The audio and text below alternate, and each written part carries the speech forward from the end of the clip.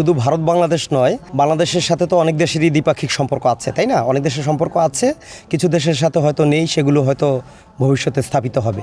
তো দুটি দেশের সাথে সম্পর্ক দেখুন, যে কোনো সম্পর্কেই কিন্তু টানাপোড়েন অনেক সময় তৈরি হয় এবং উত্থান পতন থাকে, যেটাকে আপস অ্যান্ড ডাউন বলি আমরা, তাই না? তো আপস অ্যান্ড ডাউনস কিন্তু জীবনে চলার পথেও থাকে, বিভিন্ন সম্পর্কের ক্ষেত্রেও থাকে। তো এই ধরনের জিনিসগুলো চলতেই থাকবেই, যে কোনো সম্পর্কের ক্ষেত্রেই উত্থান পতন চলতে থাকবে, আবার সেগুলো স্বাভাবিকও হবে। তো আমি মনে করি যে আমরা যে এই জায়গায় আছি বা আমি যে জায়গায় আছি সে জায়গা থেকে আমরা বলতে পারি যে আমরা সবসময়ই বলি যে হোপ ফর দ্য বেস্ট, হ্যাঁ, যে আমরা সবসময় আশাবাদী থাকতে পছন্দ করি, সবচেয়ে ভালো যেটা, সবচেয়ে সেরা যেটা, সেটার জন্য আমরা অপেক্ষা করি। আর আরেকটি যে জিনিস হলো যে ডিপ্লোমেসির ক্ষেত্রে একটা বড় জিনিস বলা হয় যে পিপল টু পিপল রিলেশন বা জনগণের সাথে জনগণের সম্পর্ক। টানা তৃতীয়বার অর্জন করেছে দেশের সেরা সুপার ব্র্যান্ড স্বীকৃতি বসুন্ধরা টিস্যু।